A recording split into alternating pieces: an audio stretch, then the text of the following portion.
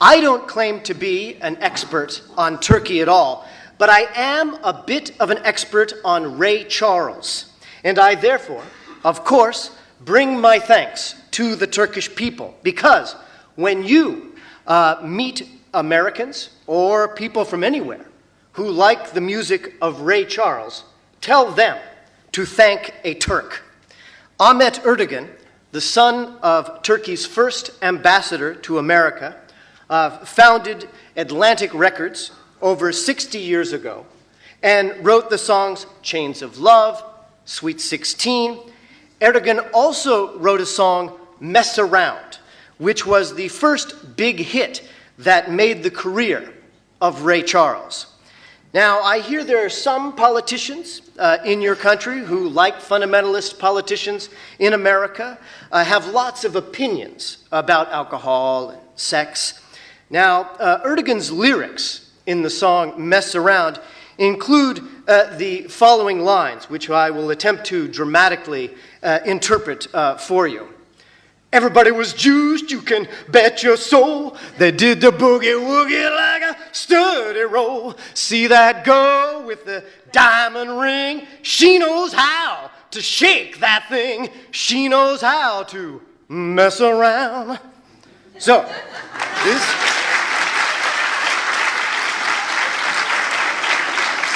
you can thank Turkey's own Ahmet Ertegun. Ladies and gentlemen, he wrote that song. Now, Ahmet Ertegun was chair of the American-Turkish Association and one of the most important Turkish Americans ever. But given the little dash of alcohol and sex in his lyrics, I suppose that Ertegun might be condemned by Erdogan. Now, maybe Ahmet Ertegun is one of those drunks to which Prime Minister Erdogan once referred, though, as we know, in fact, Erdogan, when he used the term drunk, was referring to someone a little more prominent even than Ahmet Ertegun. Now, I'm, of course, here, as an American, to lecture you all about my great knowledge about Turkey, which I, of course, got from watching the movie Midnight Express. Now, I joke about Midnight Express, but it does embody a sad truth. Most Americans have far more to learn from Turks than Turks have to learn from Americans. Americans just don't know that Turkey is more populated than Great Britain, more populated than France, a lot more populated than the Ukraine, a population equal to California, Texas, Illinois combined. Americans, as a rule, know but one language, while most Turkish people I meet know two or more. Now, we Americans, let's face it, we should get out more. We should learn something. And we should learn, perhaps, about Mehmed II, who, while reigning in the Middle Ages, welcomed innovators, artists, and welcomed Christians, Jews, to a degree far greater than Christian Europe, which was often outright violent to Jews and Muslims at that same time. America is a powerful nation, but our world leadership has not inspired others in the way that FDR and JFK once did. Therefore, Americans have much to learn from Ataturk. But sadly, again, the vast majority of Americans do not even know Ataturk's name. Now, one of America's chiefs of the Joint Chiefs of Staff, thus the head of the United States military, the late Admiral Crowe, said he knew of no other military leader who faced such challenges as Ataturk and overcame them. Unlike most Americans, Crowe knew that Ataturk handed Churchill his hat at Gallipoli, and Admiral Crowe noted that in the later Turkish War of Independence, Ataturk raised and trained an entire military from scratch, indeed creating on the fly the industry to support that military, then succeeded in gaining independence against multiple Western powers. But it is Ataturk's actions off the battlefield that could be most instructive to Americans were we to actually study it. Ataturk said to the many Australians and New Zealanders and of the many New Zealanders and Australians who died in Turkey under British command, quote, After having lost their lives in this land, they have become our sons as well. Contrast Ataturk's noble olive branch offered to Australians and New Zealanders with Prime Minister Erdogan's failure to even acknowledge the death of Turkey's own Barkan Elwan, killed by Erdogan's own police.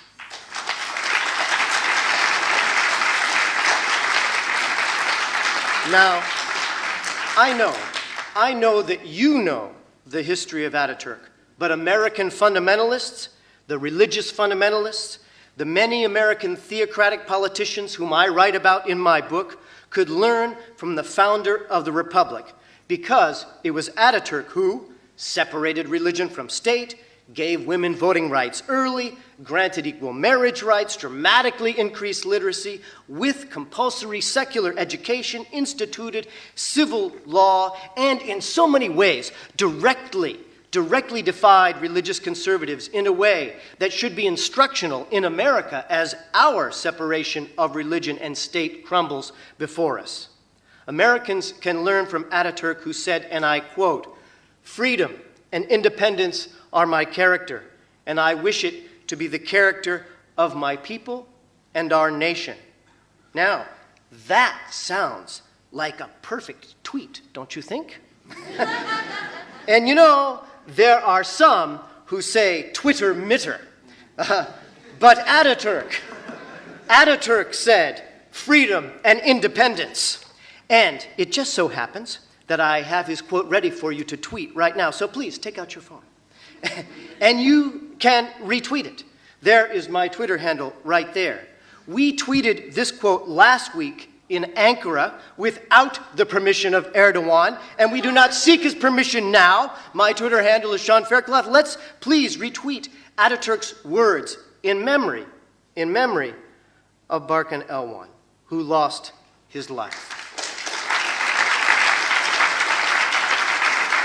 Now, was Ataturk perfect? No. Should Ataturk be worshipped like a god? No. Did Ataturk do some things that were perhaps wrong? Yes. But we are in the 21st century. We are allowed to see Ataturk realistically while still retaining so much of what he did that was valuable. When Ataturk was asked to be sultan, Ataturk rejected it and instead led this nation to a secular, civil society. By contrast, today Turkey has a prime minister who seems to want to be a modern sultan, a prime minister who dismisses Ataturk himself as a drunk. Dismiss Ataturk as a drunk? Now, might that be an insult to the nation of Turkey? And as you know, Article 301 in Turkish law prohibits insulting the nation of Turkey. Now, proper constitutional principles of free speech would strike down such a law. But in keeping with the spirit of freedom and independence, let us simply ask some questions. Has Mr. Erdogan insulted the nation of Turkey by tear gassing his own people, even mixing different chemicals so the tear gas antidotes are difficult to use? Does Erdogan insult the nation of Turkey when his police block ambulances seeking to help 500 citizens hurt by Erdogan's police?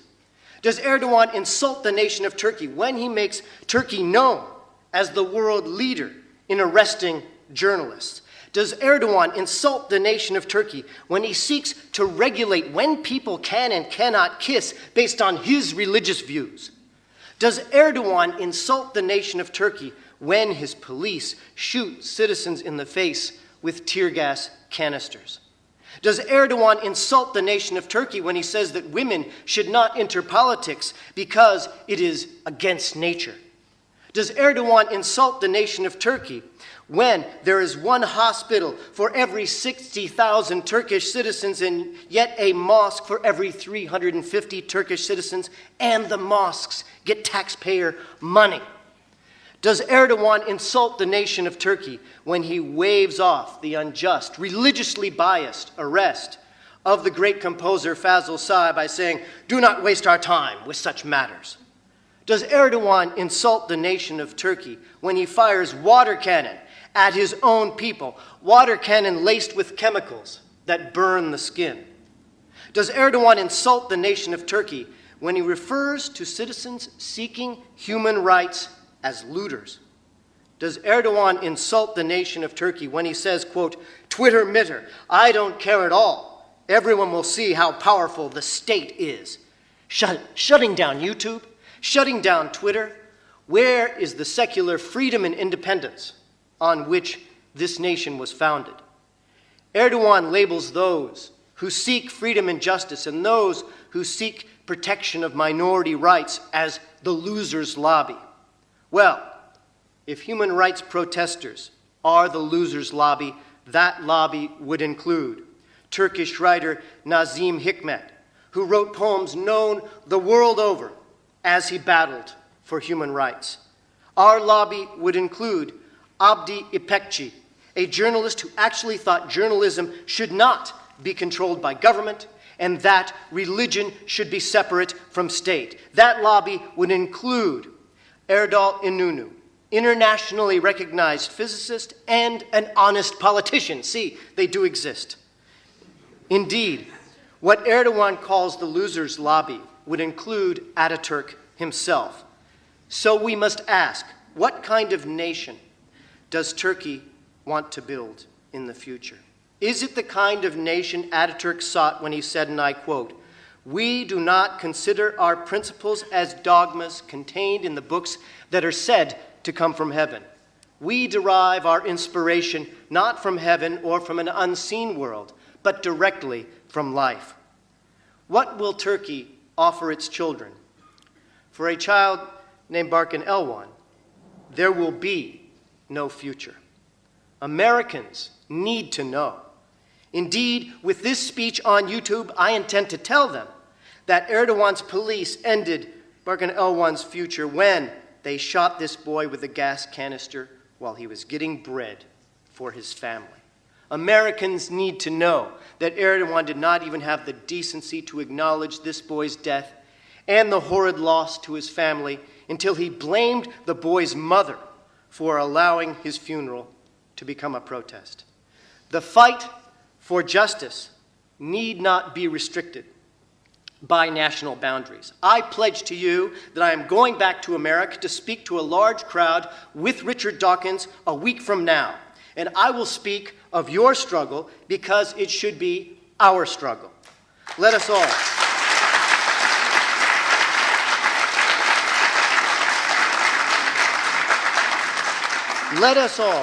Let us all salute those, including some in this room, who braved tear gas, who braved water cannons, and did so for justice and civil rights and secularism and minority rights. I've met so many good friends here in Turkey. A heroic dentist risking water cannons, a heroic science student facing tear gas, a heroic poet and mother tear-gassed 35 times, a heroic couple, experts in Turkish politics and world human rights, who put their principles on the line, who got out there by joining the protest. Every American schoolchild knows this picture of racists fire-hosing these American civil rights heroes a half-century ago. And they are indeed great American heroes. But to me, also, the friends I have made in Turkey, those who have protested for civil, secular government in our time, you are my heroes. And you are heroes to all those who love freedom anywhere in the world. Some Americans in our time often brag about their freedom in their gas-guzzling SUVs while stopping at McDonald's on their way to Walmart to buy an automatic weapon that they do not need. Sounds so very, very brave, doesn't it? When you here, are truly in a heroic struggle for freedom. And I recognize that struggle is very difficult.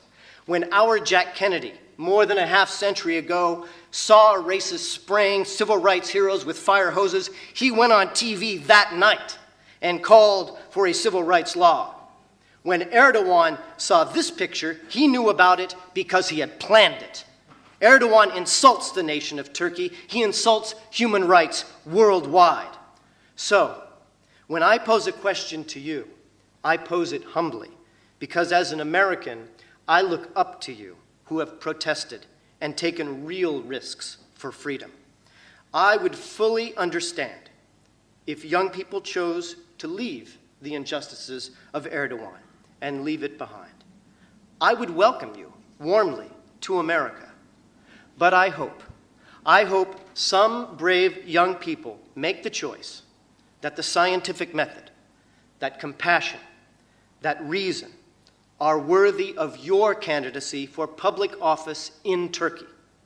If you are dissatisfied with the politicians available to you now, then become an honorable secular politician like Erdal İnönü. Become an honorable secular politician like Bülent Ecevit. Become a secular politician like Ataturk. And yes, there are legitimate criticisms of authoritarianism in Turkey that are not related to Erdogan. There are legitimate criticisms of terror tactics that are not related to Erdogan. There are legitimate criticisms of leadership in the past. But in the present, in the light of this last election, the cause of secular, honest government demands a focus on the future, in which the opposition forces truly reach out to each other and unite for a better Turkey. Young people, old people, middle-aged people, please become a campaign organizer or a journalist or a poet or a scientist who speaks out publicly for freedom and secularism and justice, or become a candidate for office yourself. I will go back and call upon Americans to heed your call so that we might all, wherever we are in this globe, live by these words. Freedom and independence are my character, and I wish it to be the character of my people and our nation. We tweeted these words, Ataturk's words, in the memory of Barkan Elvan. Barkan Elvan's death reminds us of Nazim Hikmet's great Turkish poem that is transformed into a folk song throughout the world. I come and stand at every door. When children die, they do not grow. My hair was scorched by swirling flame. My eyes grew dim. My eyes grew blind. Death came and turned my bones to dust that were scattered by the wind. I ask for nothing for myself, for I am dead, for I am dead. All that I ask is that for peace you work today. You work today so that the children of this world may live and grow and laugh and play. It is really now the voice of Barkan Elvan who calls us with these poetic words. I ask for nothing for myself, for I am dead, for I am dead. All that I ask is that for peace you work today so that the children of this world may live and grow and laugh and play. It is the singers of Turkey, it is the poets of Turkey, it is the scientists of Turkey, the freedom fighters of Turkey who can be and should be the heroes of Americans and all freedom-loving people throughout the world. And all of Erdogan's water cannons, all of Erdogan's gas canisters, all of Erdogan's plastic bullets, all of Erdogan's many unjust insults to the nation of Turkey will only make stronger our international call for a government that is secular, a government that is honest, a government that is just. If we too are arrest those who insult the nation of Turkey, then it is surely Erdogan who must be arrested first. Let us unite in the cause of secularism. Thank you very much.